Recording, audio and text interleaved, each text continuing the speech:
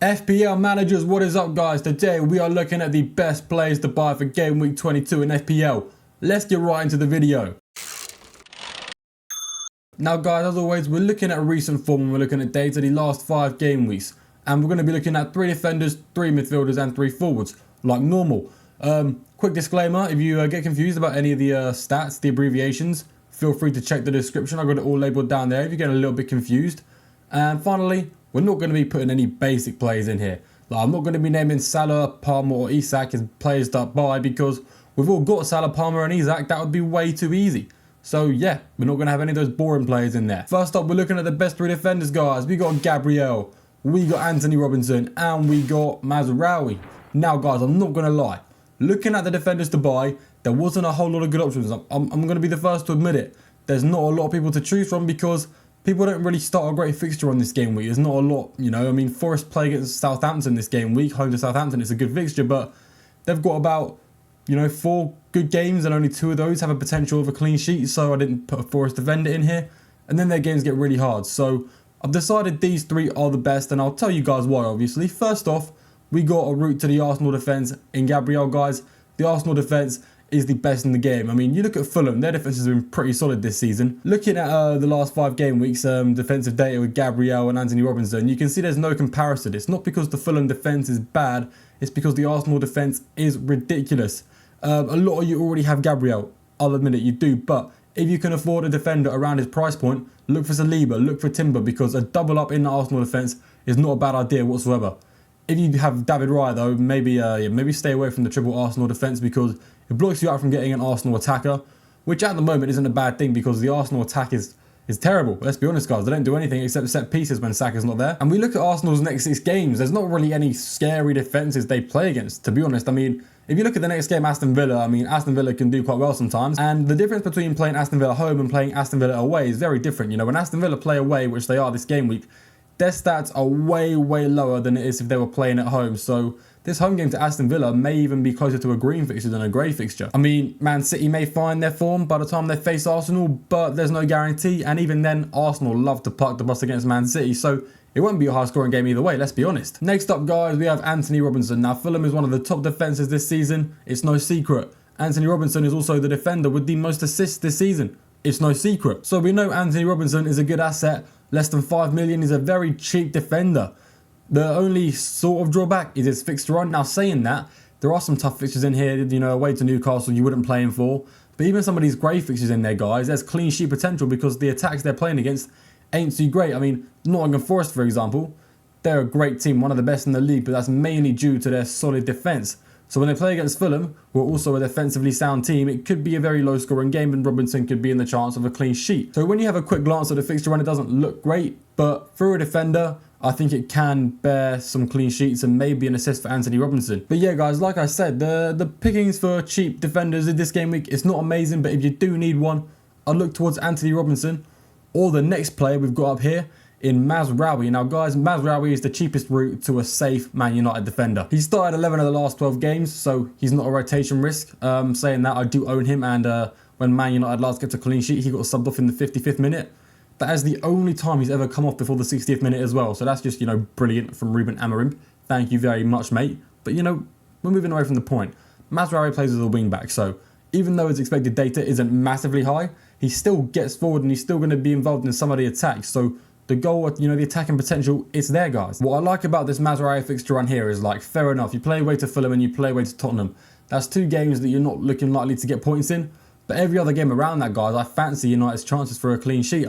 They've got 6 clean sheets this season. I think it's tied 3rd, maybe 4th. They're doing quite well. Their home defence especially is very good. And this United team, guys, has found some amazing form. They've just gone away to Liverpool and drawn 2-2. They've gone away to Arsenal and won on penalties. They've definitely got some momentum going for them, and I think it's a good time to get on the Man United assets. I'm not going to lie, guys. So if you want a defender that's quite cheap, I'd go for Mazraoui, but I understand the appeal for Robinson as well. They're the best 2 options for cheap defenders this game week. So guys, onto the midfield now. We're going to be looking at Ismail Sarr, we're going to be looking at Kulusevski, and we're going to be looking at Amad Diallo. Now, choosing between Amad Diallo and Bruno Fernandes wasn't easy because similar expected data. Amad is a bit cheaper, but Bruno's got penalties and more set pieces. Ultimately, I decided Amad Diallo was the best one to go for because He's a cheap midfielder, and you know, cheap midfielders are popping off in FPL right now. They're doing quite well. Also, you can rotate Ahmad for the bad games because he saves you budget, but we'll talk more about Ahmad later. First, we're going to start at the top of the list. We're going to be talking about Ismaili Sarr, who I think is still crazily underrated in FPL, guys. I'm not going to lie. He's so cheap, and the underlying data he's got is a lot better than a lot of popular players. Like, if I told you his underlying data in the last 5 games is better than Anthony Gordon's, you just wouldn't believe me, but it's true. He does as well as Anthony Gordon. It's just, you know, in the last couple of game weeks, he's not got the points. I think he's been a bit unlucky because he has been getting the expected assists.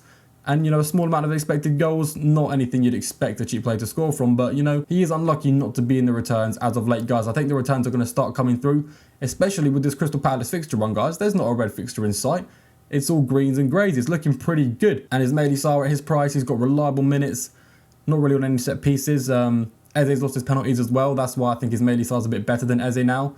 I mean, Ismaili Sarr has better underlying data, and he's got very reliable minutes. There's no real reason to pick Eze because he's more expensive and gives you less. And guys, even after these 6 games that look already pretty good, they've played home to Ipswich after that. So it's a very good, you know, medium to long-term option for you guys, and it saves you a lot of money. Next midfielder we have is Kulusevski. Now guys, Kulusevski is the only midfielder at Tottenham that actually plays reliable minutes. The only one you can safely say is going to start. He has played the last 450 minutes out of a possible 450 minutes in the last 5 games. So you know he's not a rotation risk. I mean, no, in my luck, I'll say that and he'll end up being on the bench for the next game week, but hopefully not. Yeah, not even 10 million Son is starting for his team every week now, which is kind of sad to see considering how much of a GOAT Heung-min Son used to be, but I guess the age is getting to him at the end of the day. Maybe Ange Postecoglou doesn't like him as much. Either way, it's kind of sad to see, but yeah, Kulusevski is the best Tottenham midfielder.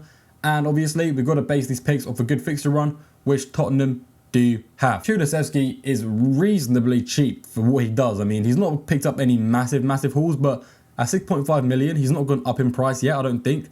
His consistency is unmatched by a lot of players around his price point. You see a lot of returns week in, week out. It's not often he goes through a couple game weeks without a return, guys. It's, you know, a pretty safe pick. Someone you want to take advantage of with this good fixture run. And looking at his returns, guys, you know, he does it against the easy teams as well as the hard teams if you go to check it out. So he's kind of fixture proof. He may even be worth holding after this good fixture run Tottenham have. On to the last midfielder now. Obviously, Bruno Fernandes, if you can afford it, is better than Amad Diallo. But guys, Amad Diallo is the main player we're looking at because I think he's more worth the money and I think a lot more people can afford him. Guys, Amad Diallo, we've already talked about the Man United fixture run and how he can be rotated because he's quite cheap. Another thing about Amad Diallo is the expected data. The only person under 6 million that really matches it is Ismaili Sarr because Ismaili Sarr is a bit of a freak. Like I said, he's really good value. And Amad Diallo, another thing about him, guys, you don't really even need to bench him through those hard games because if you look at how he just played away to Man City and away to Liverpool, he accumulated 22 points combined in those game weeks. So even through these tough games, if you've not got anyone to rotate him with, it doesn't matter too much because you know he can, you know, score a goal against almost any team in the league. He was a rotation risk at the beginning of the season as well. That's why he was priced so cheap, but he's made himself like, you know, nailed in that team alongside Bruno Fernandes as the 2 inside forwards. You know, there's no real rotation risk there. It's just maybe because Dalot is suspended for the next game week, Amad could play right wing back instead of inside forward, but Amad Diallo's still got a decent amount of assists playing as a wing back, so that's not going to limit him too much anyway. So yeah, guys, those are the midfielders. On to the forwards now. We're going to be looking at Solanke. We got Chris Wood, even though I dissed Forrest a bit, and we got Mateta. Let's go. First off, we're looking at Solanke, just another route to that Tottenham attack. Solanke is the only other player alongside Kulusevski who you can safely say is going to get minutes for Tottenham. And, you know, there's not much else to say. I mean, the fixture run is good. We already talked about it. The expected data is pretty much the same as Kulusevski's. So we've kind of mentioned everything there is that needs mentioning. I mean, when Son isn't on the pitch, maybe Solanke takes penalties, but also maybe Maddison takes them. But Maddison isn't also on at all times either. So maybe Solanke gets a penalty. I don't know. I'm not guaranteeing anything, but it could happen. The main reason I like Solanke over Kulusevski, guys, is actually because Solanke gives you a good forward option. There's not a lot of good forward options in the game, guys. I'm going to be completely honest. There isn't, okay? Midfielders, it's a lot harder to pick because you've got 5 choices. Yeah, you've got 5 slots, but there's a lot more options when you're looking at midfielders. So Solanke filling up one of those forward spots is pretty useful. Now, guys, on to Chris Wood. Let's be honest, the expected data doesn't look great. The next 4 games look okay, but after that, even if we look at the next 6, you're not going to want to own him for more than the next 4 game weeks. So he may be a short-term option. I'm not going to lie, he is a short-term option, even though he does sometimes score in the big games. But Chris Wood, guys, even though his expected data, his underlying data isn't great either, he doesn't need great underlying data. He's got 6.9 expected goals this season, and he's scored, what, like 12 goals? So if we look at his recent form and see in the underlying data the expected goals aren't too high, it's not really a worry.